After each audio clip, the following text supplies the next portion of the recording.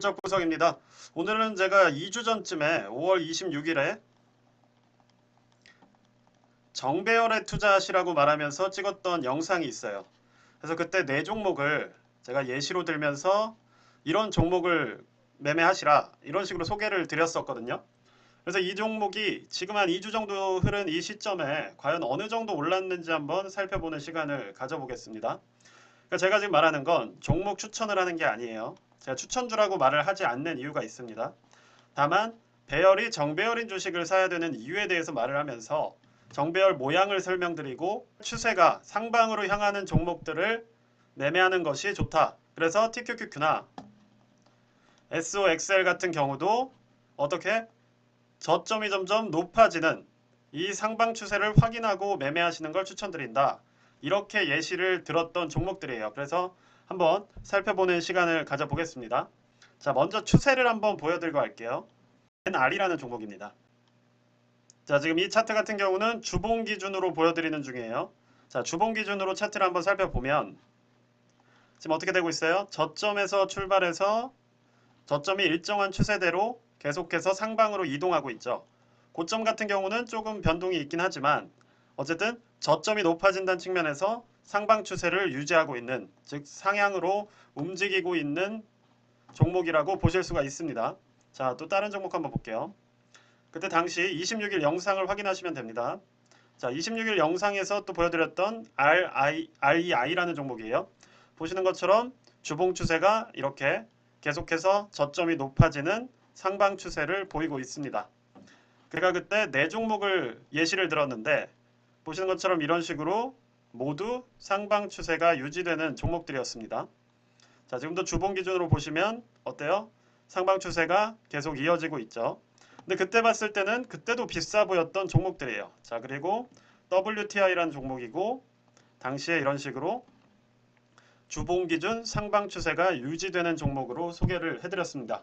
자, 이 네 종목의 일단 공통점을 말씀을 드리자면 저점이 계속 높아지는 모습을 보이고 있고 고점 역시도 계속해서 높아지는 방향으로 대부분 움직이고 있어요. 그래서 이런 식으로 보시면 저점을 찍고 올라가다가 하락을 했지만 다시 저점을 찍고 올라갈 때 이전 저점보다 높은 곳에 형성이 됩니다. 그 다음 저점 역시 이전 저점보다 높은 곳에 형성이 됐고 그 다음 저점 역시도 이전 저점보다 높은 곳에 형성이 됐어요. 자, 그래서 이런 종목들을 어떻게 확인을 하느냐? 이러한 추세선을 지키면서 움직인다는 걸 잘 봐주시면 될 것 같아요.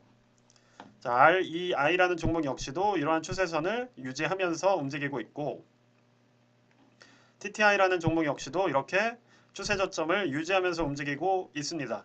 그럼 이럴 때 안 팔고 계속 가지고 있다가 이때 손해를 보면 어떡하냐라고 말씀을 하시는 분들이 있겠지만 이럴 때 우리가 모아간다고 얘기를 하는 겁니다. 일단 이런 추세 상승이 확인된 종목에서는 이렇게 빠질 때 담아놓으면 평단을 낮추고 결국 상승이 나왔을 때 이득을 볼 수가 있다는 거예요. 그렇기 때문에 주봉 기준상 추세가 중요하다고 설명을 드렸던 겁니다. 자, WTI라는 이 종목 역시도 이런 식으로 어때요? 저점이 높아지면서 상방으로 움직이는 모습을 보이고 있습니다. 자, 제가 이 네 종목을 콕 찍어서 예시로 들었던 게 26일이에요. 자, 그럼 그때부터 어떤 움직임을 보였는지 한번 같이 살펴보시겠습니다. 자, 지금 일간으로 주봉에 그었던 추세선이 거의 비슷하게 움직이죠. 추세라는 게 이렇게 일정한 규칙성을 가지고 움직이는 경우가 많다는 거예요. 특히나 이렇게 상방 추세가 명확할 때는. 그리고 이 네 가지 종목 모두 에너지 섹터입니다. 그러니까 지금 현재 우리가 상방으로 향하고 있는 섹터는 에너지가 유일해요. 다음에 한번 이것도 소개를 하겠지만 지금 세베레버리지에 있는 거의 30개 종목 가운데 인버스를 제외하고 정배열을 유지하고 있는 섹터는 에너지 섹터가 유일합니다. 그래서 이 네 종목 모두 에너지 섹터에 속한 종목들이에요. 자, 그럼 한번 살펴볼게요. 자, 5월 26일 기준으로 보겠습니다. 자, 이 종목 같은 경우는 5월 26일 기준으로 지금 가격대가 4.42, 4.42 정도의 형성이 돼 있었어요. 그리고 지금 2주 정도의 시간 동안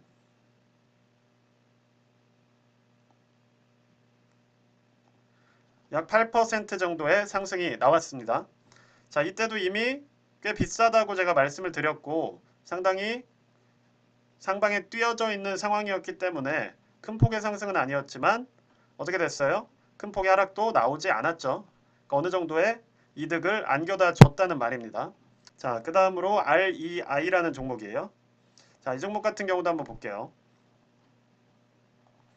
자, 5월 26일에 제가 이 종목을 말씀을 드렸고 지금 그때부터 시작해서 14% 정도의 상승이 나왔습니다.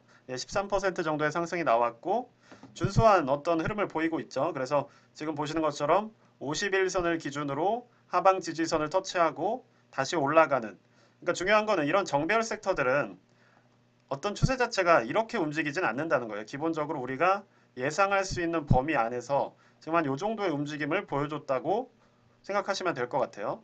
자, 그 다음 종목으로 TTI라는 종목입니다. 자, 이 종목 같은 경우는 지금 한번 볼게요. 자, 5월 26일 기준으로 상당히 많이 올랐었네요. 당시에도. 자, 7% 정도의 상승이 나왔습니다. 그 높은 상방에서도 시장의 불안감에도 불구하고 추세가 무너지지 않고 그래도 10% 가까운 수익률을 안겨다 줬다는 말입니다. 물론 3배 레버리지가 더 큰 상승을 보였을 수도 있겠지만 문제는 이런 식의 흐름이 아니라 최소한 예측 가능한 수준으로 움직인다는 거예요. 자, 다음 종목 볼게요. 당시에 같이 말씀드렸던 WTI라는 종목입니다. 자, 이 종목 같은 경우는 지금 상승폭이 상당히 크죠. 그래서 보시면 자, 5월 26일 기준으로 봤을 때 자, 40% 가까운 상승이 나왔어요. 지금 2주 동안에 웬만한 종목보다 더 큰 상승이 나온 겁니다. 제가 오늘 이 영상을 통해서 이 예시로 들었던 자, 26일에 예시로 들었던 종목 4개를 보여드리는 이유는 바로 정배열 종목, 자, 주봉상 이런 식의 정배열 종목을 우리가 선택을 했을 때 최소한 우리는 예측을 할 수가 있다는 거예요. 아, 이전 저점보다는 내려가지 않겠구나 라는 어떤 확신 아니면 분석을 토대로 이런 식의 강한 상승을 노려볼 수가 있다는 거죠. 예를 들어서 이 4종목에 뭐 1000만원씩 포트폴리오식에 투자를 했다면 전체적인 수익률은 거진 20%에 달하는 거예요. 정배열 종목만 우리가 포트폴리오 구성을 했다고 치면 그렇죠? 4종목으로 20% 가까운 수익률을 단 10일 만에 얻을 수 있었다는 겁니다. 그래서 이게 카더라 이런 뜻이 아니라 왜 제가 그때 굳이 이 4종목을 꼭 찍어서 주봉상 정배열 종목이 지금 현재 우리가 주로 투자하는 역배열 종목보다 좀 더 안정적인지를 설명을 했었기 때문에 후속 AS식으로 한번 보여드린 거라고 생각하면 될 것 같아요. 자, 그래서 지금 많은 분들이 대다수의 종목이 역배열로 돌아섰고 하락 추세로 움직이고 있는 상황에서 투자를 하고 계시기 때문에 상당히 이 하락 추세에서의 반등은 완벽하지 않을 수가 있어요. 그리고 언제 끝날지 모른다는 불안감이 항상 있는 겁니다.